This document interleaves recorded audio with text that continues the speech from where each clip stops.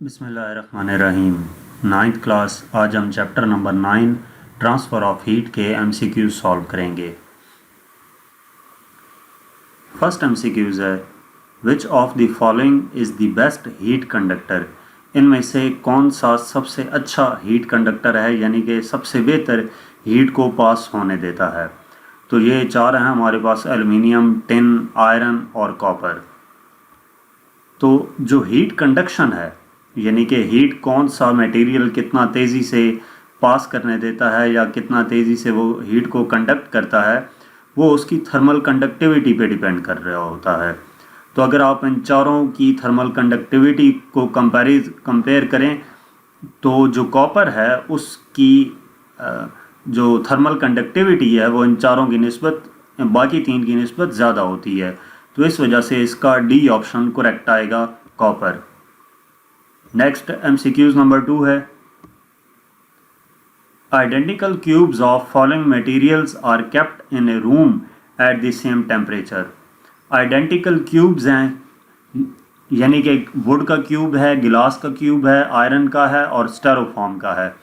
इनको रूम में रखा गया है और चारों का टेम्परेचर सेम है। Which will feel coldest bye touching them. तो इनमें से सबसे ज़्यादा हमें कोल्ड कौन सा फील होगा अगर हम इनको टच करते हैं बारी बारी।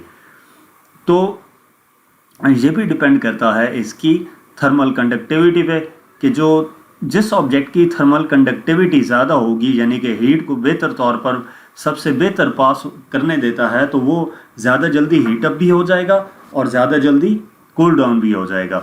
तो ऐसा जो मटेरियल है वो क्या होगा, उसको टच करने पे वो हमें कोल्ड फील होगा। तो इनमें से जो आयरन है, सी ऑप्शन, वो इसका करेक्ट आंसर है, क्योंकि आयरन की जो थर्मल कंडक्टिविटी है वो इन बाकी तीन की निस्बत ज़्यादा है। नेक्स्ट MCQs नंबर 3 है, the transfer of heat bye convection is smallest इन। जो कन्वेक्शन का प्रोसेस है वो स्मॉलेस्ट इनमें से किस में होता है। तो कन्वेक्शन का प्रोसेस सबसे पहले आपने देखना है कि होता किन में है इनमें से। तो वो कन्वेक्शन का प्रोसेस सॉलिड्स में नहीं होता, लिक्विड और गैसेस में हो रहा होता है। लिक्विड और गैसेस में कन्वेक्शन का प्रोसेस होता है और सॉलिड में नहीं होता। तो इसका मतलब है कि जो ट्रांसफ़र ऑफ हीट है बाय कन्वेक्शन वो स्मॉलेस्ट होगी सॉलिड्स में। तो ये ए ऑप्शन करेक्ट होगा।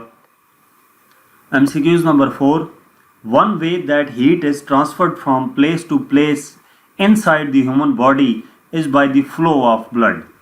के एक तरीका ऐसा है कि ह्यूमन बॉडी के अंदर जो हीट ट्रांसफ़र हो रही है वो किस ज़रिए से हो, फ्लो ऑफ ब्लड के ज़रिए से। तो which one of the following heat transfer process best describe this action of blood. अब ब्लड के मॉलिक्यूल्स जो हैं वो हीट एक जगह से दूसरी जगह लेकर जा रहे हैं, यानी कि एक्चुअल मूवमेंट ऑफ मॉलिक्यूल्स है। तो एक्चुअल मूवमेंट ऑफ मॉलिक्यूल्स को हम कन्वेक्शन का नाम देते हैं, इस वजह से ये ए ऑप्शन करेक्ट होगा, कन्वेक्शन। नेक्स्ट MCQs है, MCQs number 5, the best absorber of radiation is a body whose surface is. Best absorber of radiation इनमें से कौन सा ऑप्शन करेक्ट होगा। तो डल ब्लैक बॉडी जो है, ब्लैक सरफेस जो होती है वो क्या करती है, बेस्ट अब्जॉर्बर ऑफ रेडिएशन है। तो इसका ये सी ऑप्शन करेक्ट होगा। MCQs number 6, the mode of transfer of heat which does not require material medium. Convection, conduction, radiation या कोई भी नहीं। तो मटेरियल मीडियम एक ऐसा मोड ऑफ कन्वेक्शन भी है जिसमें हीट को ट्रांसफ़र करने के लिए किसी मीडियम की ज़रूरत नहीं होती, और वो हमारे पास रेडिएशन है।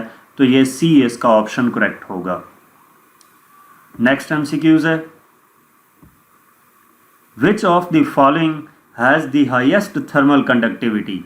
इनमें से सबसे ज़्यादा थर्मल कंडक्टिविटी किसकी है, वाटर की, वुड की, वूल की या एयर की। तो वाटर जो है उसकी थर्मल कंडक्टिविटी अप्रॉक्सीमेटली 0.6 है। इसके बाद अगर हम वुड की बात करें तो वो 0.03 से 0.2 तक होती है, वूल की 0.03 से 0.06 तक, और एयर की जो है वो 0.024 होती है। तो अगर हम इन चारों में देखें तो सबसे हाईएस्ट जो है वो वाटर की है 0.6 थर्मल कंडक्टिविटी जो है। नेक्स्ट एमसीक्यूज नंबर 8 है the temperature at which a body is not radiating any heat, वो एब्सोल्यूट टेम्परेचर होता है जो कि 0 केल्विन के इक्वल होता है। तो इसका यहाँ पर सी ऑप्शन करेक्ट आएगा, 0 केल्विन।